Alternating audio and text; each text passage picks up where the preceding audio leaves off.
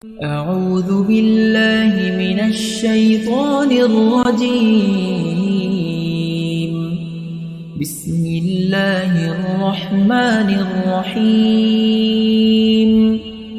الرحمن علم القرآن خلق চলুন আজকে বিভিন্ন গোত্র ও ব্যক্তি সমীপে ইসলামের দাওয়াত এর পরবর্তী অংশ শুনি। ৪ তুফাইল ইবনু আমার আদ-দাউসি। তিনি একজন সম্ভ্রান্ত ও অভিজাত বংশের লোক। তিনি ছিলেন গোত্রপ্রধান, পাশাপাশি একজন কবিও। ইয়েমেনের ক্ষুদ্র স্বশাসিত আমিরতন্ত্রের মতোই ছিল তাদের গোত্রের শাসন ব্যবস্থা। নবুয়তের ১১ বছর তিনিও মক্কায় আসেন। মক্কাবাসী তাকে যথাযথ সম্মান প্রদর্শনপূর্বক স্বাগত জানায়। তারপর নিজেদের সুখ দুঃখ ভাগাভাগি করতে করতে জানায়, তুফাইল, তুমি আমাদের কাছে এমন এক সময়ে এসেছ যখন একটি মাত্র লোকের কারণে মক্কার ঘরে ঘরে দ্বন্দ্ব আর অশান্তি বিরাজ করছে। সেই লোকটা ভীষণ জাদুময়ী কথা জানে। সেগুলো বলে বাবার সঙ্গে ছেলের, স্বামীর সঙ্গে স্ত্রীর, ভাইয়ের সঙ্গে ভাইয়ের বিশাল দ্বন্দ্ব হাঙ্গামা বাঁধিয়ে দিচ্ছে। আমাদের ভয় হয় আমাদের মতো আবার তোমাদের গোত্রেও এসব ছড়িয়ে না যায়। তাই ভুলেও তার সঙ্গে কথা বলবে না, সতর্ক থাকবে তার কথা যেন তোমার কানে না আসে। তুফাইল বলেন, আল্লাহর কসম, তারা আমাকে এক প্রকার সংকল্প করতে বাধ্য করে আমি যেন তার সাথে কথা না বলি এবং তার কোনো কথাও না শুনি। সকালবেলা যখন মসজিদে যাই, এই সতর্কতায় কানে ছিপিয়াটি, কোনোভাবেই যেন তার কথা শোনা না যায়। মসজিদুল হারামে গিয়ে দেখি তিনি সালাতে মগ্ন। আমি তার পাশে গিয়ে দাঁড়াই। এটা হয়তো আল্লাহরই পরিকল্পনা ছিল আমার কানে তার কিছু কথা প্রবেশ করুক। হঠাৎ মনে হলো কথাগুলো তো বেশ চমৎকার। মনে মনে ভাবি, আমি নির্বোধ নাকি? আমি তো একজন কবি, একজন প্রাপ্তবয়স্ক জ্ঞানী মানুষ। কোনটা ভালো কোনটা মন্দ সে তফাৎ আমি জানি। এই লোকটার কিছু কথা শুনলে দোষ কোথায়? যদি ভালো বলে তাহলে নিতে তো আমার কোনো সমস্যা নেই, আর খারাপ কিছু বললে আমি সেগুলো না নিলেই তো হলো। আমি তার সালাত শেষের অপেক্ষা করছিলাম, হয়তো এরপর বাড়ির পথ ধরবেন তিনি। সালাত শেষে যখন তিনি বাড়ির দিকে যাচ্ছিলেন, আমি তার পেছন পেছন হাঁটতে শুরু করি। তিনি ঘরে প্রবেশ করলে আমার এখানে আসার কারণ তাকে জানাই। মানুষ যে আমাকে তার ব্যাপারে ভয় দেখিয়েছে, আমিও কানে ছিপি এঁটে মসজিদে এসেছিলাম। তারপর তার কিছু কথা শুনে আমার ভালো লাগে ইত্যাদি সব বিস্তারে তাকে জানাই। পাশাপাশি আবেদনও করি তিনি যেন আমার সামনে ইসলাম ধর্ম তুলে ধরেন, আমাকে কুরআন তিলাওয়াত করে শোনান এবং ইসলামের বিধিবিধান সম্পর্কে কিছু বলেন। তার কথা শুনে মনে হয় এর চেয়ে সুন্দর কথা, এর চেয়ে ইনসাফের কথা আমি বোধহয় জীবনেও শুনিনি। তাই তখনই ইসলাম গ্রহণ করে নিই এবং নবীজির কাছে একটা আবেদন জানাই। আমি আমার গোত্রের একজন সম্মানিত ব্যক্তি, আমার কথা সবাই মেনে চলে। যেহেতু এখন ফিরে যাচ্ছি, তাই তাদের কাছেও ইসলামের দাওয়াত পৌঁছাতে চাই। তবে আপনি আল্লাহর কাছে আমার জন্য দোয়া করুন, তিনি যেন আমাকে ইসলাম প্রচারের সহায়তার জন্য একটি নিদর্শন দান করেন। গোত্রে ফিরে যাবার আগেই আল্লাহ তাআলা নিদর্শনস্বরূপ তার চেহারাকে প্রদীপের মতো আলোকিত করে দেন। মানুষ যেন তাকে অসুস্থ মনে না করে, তাই আল্লাহর কাছে পুনরায় আর্জি জানান আল্লাহ যেন তার এই আলোকে অন্য কোথাও স্থাপন করে দেন। তার আর্জি কবুল হয়, আল্লাহ তাআলা সেই আলোটিকে তার হাতের চাবুকের মধ্যে স্থাপন করে দেন। তার দাওয়াতে তার বাবা ও তার স্ত্রী ইসলাম গ্রহণে ধন্য হয়।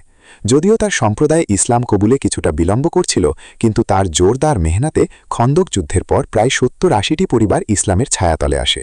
তিনি তাদের নিয়ে মদিনায় হিজরত করেন। ইসলামের জন্য বিরাট এক ত্যাগ স্বীকার করেছিলেন এই সাহাবী তুফাইল ইবনু আমার। সবশেষে ইয়ামামার যুদ্ধে তিনি শাহাদাত বরণ করেন, রাজিয়াল্লাহু আনহু।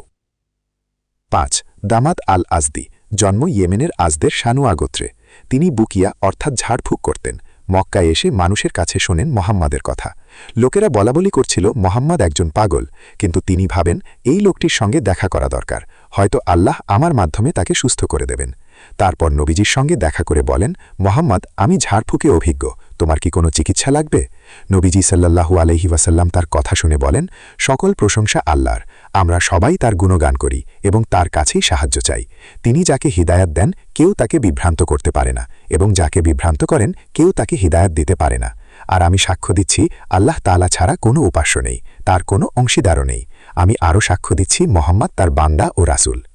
তিনি নবীজিকে এ কথাগুলো আবারও বলতে অনুরোধ করেন।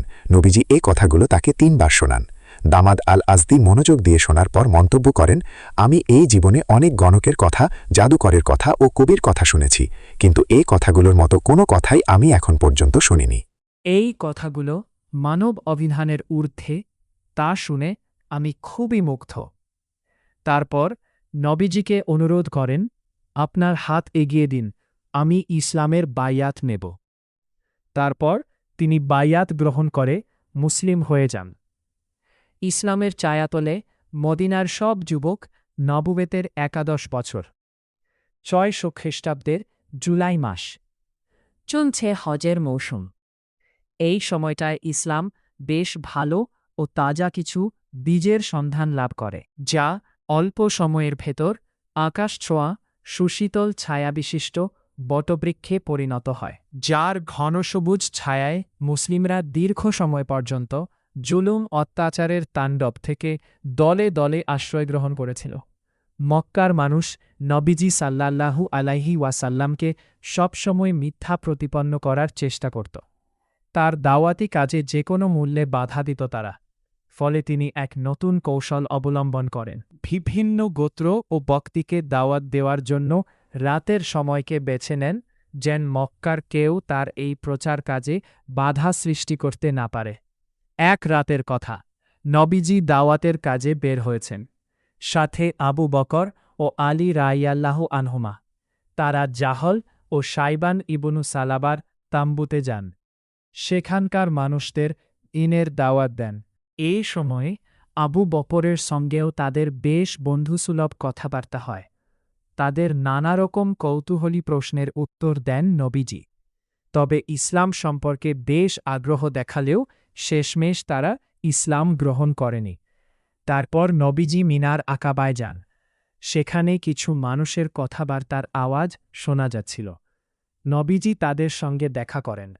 তারা ইয়াসরিবের মদিনার হায়রাজ গোত্রের লোক। তাদের নাম আস আদ ইবনু জুরারা, বনু নাজ্জার, আউফ ইবনুল হারিস ইবনি রিফাআ ইবনি আফরা, বনু নাজ্জার, রাফি ইবনু মালিক ইবনিল আজলান, বনু জুরাইক, কুতবা ইবনু আমির ইবনি হাদিদা, বনু সালাম, উকবা ইবনু আমির ইবনি নাবি, হারাম ইবনু কাব, জাবির ইবনু আবদিল্লাহ ইবনি রিয়াব, বনু উবাইদ ইবনি গানাম। মদিনাবাসীদের ইসলামের দিকে সহজে এগিয়ে আসার অন্যতম কারণ তাদের বসবাস ছিল ইহুদিদের সঙ্গে। আর ইহুদিদের প্রায় বলতে শোনা যেত, এই সময়ে একজন নবী আসবেন, তিনি এলে আমরা তার অনুসারী হব, তখন আমরা আদ ও ইরাম জাতির মতো তোদেরও ধ্বংস করে দেবে। নবীজি সাল্লাল্লাহু আলাইহি ওয়াসাল্লাম তাদের পরিচয় জানতে চেয়ে বলেন, তোমরা কারা? তারা জানায়, আমরা খায়রাজ গোত্রের লোক। তিনি পুনরায় জানতে চান, তোমরা কি ইহুদিদের মিত্র? তারা বলে, হ্যাঁ, আমরা তাদের মিত্রপক্ষ। তখন তিনি অনুরোধ করেন, আসো, আমরা বসে কিছুক্ষণ কথাবার্তা বলি। তারা বেশ আগ্রহ আর কৌতূহল নিয়ে নবীজির কাছে গিয়ে বসে। তিনি এই সুযোগে তাদের কাছে ইসলামের মৌলিক কথাগুলো তুলে ধরেন। তাদেরকে কুরআন থেকে তিলাওয়াত করে শোনান। তারা নবীজির বক্তব্য শুনে নিজেদের মধ্যে বলাবলি করতে থাকে। এতে বিন্দুমাত্র সন্দেহ নেই, ইহুদিরা যে নবীর অপেক্ষায় আছে এবং যাকে নিয়ে তারা আমাদের বিরুদ্ধে লড়াই করার হুমকি দেয়, ইনি সেই নবী। তাই সাবধান, ওরা আমাদের আগে যেন তার সঙ্গে সাক্ষাৎ করতে না পারে। এই ভেবে তারা তখনই নবীজির দাওয়াত গ্রহণ করে মুসলিম হয়ে যায়। মদিনার জ্ঞানী লোক এরাই, যারা গৃহযুদ্ধের কারণে সর্বস্ব হারিয়ে এখন নিঃস্ব। তখনও মদিনায় ঝঙ্কে যুদ্ধের আগুন। তাদের প্রত্যাশা এই দাওয়াতের কারণে হয়তোবা চলমান যুদ্ধ থেমে যাবে। নবীজিকেও তারা এটাই জানায়, আমাদের সম্প্রদায়ের মধ্যে যুদ্ধ লেগেই থাকে। আমাদের গোত্রের মানুষের মধ্যে যতটা শত্রুতা ও হিংস্রতা আছে, সেটা বোধহয় অন্য কোথাও কারো মধ্যে নেই। আল্লাহ হয়তো আপনার মাধ্যমে আমাদের আবার একত্র করবেন, আমাদের মধ্যে আগের সেই ঐক্য ও সম্প্রীতি ফিরিয়ে দেবেন। আপনার এই বার্তা ও দ্বীনের দাওয়াত আমরা তাদের কাছে পৌঁছে দেব। যদি আপনার কারণে আমাদের এই ভাঙন ও অনৈক্য দূর হয়, তাহলে আপনি আমাদের কাছে সবচেয়ে প্রিয় মানুষে পরিণত হবেন। এই লোকগুলোই মদিনায় ইসলামের দাওয়াত নিয়ে যান। মদিনার মানুষকে ইসলামের দাওয়াত দিতে শুরু করেন। তাদের পরিশ্রম মেহনতের বদৌলতে মদিনার প্রতিটি ঘরে নবীজির আলোচনা শুরু হয়। নবীজির সংসারে উম্মুল মুমিনিন আইশার আগমন, নবুয়াতের 11 বছরের শাওয়াল মাসে নবীজি সাল্লাল্লাহু আলাইহি ওয়াসাল্লামের সঙ্গে আবু বকর রাইয়াল্লাহু আনহুর কন্যা আইশা রাইয়াল্লাহু আনহার বিয়ে হয়। বিয়ের সময় তার বয়স ছিল 6 বছর। মদিনায় যাওয়ার পর প্রথম হিজরিতে তিনি নবীজির ঘরে আসেন এবং সংসার জীবন শুরু করেন। তখন তার বয়স 9 বছর।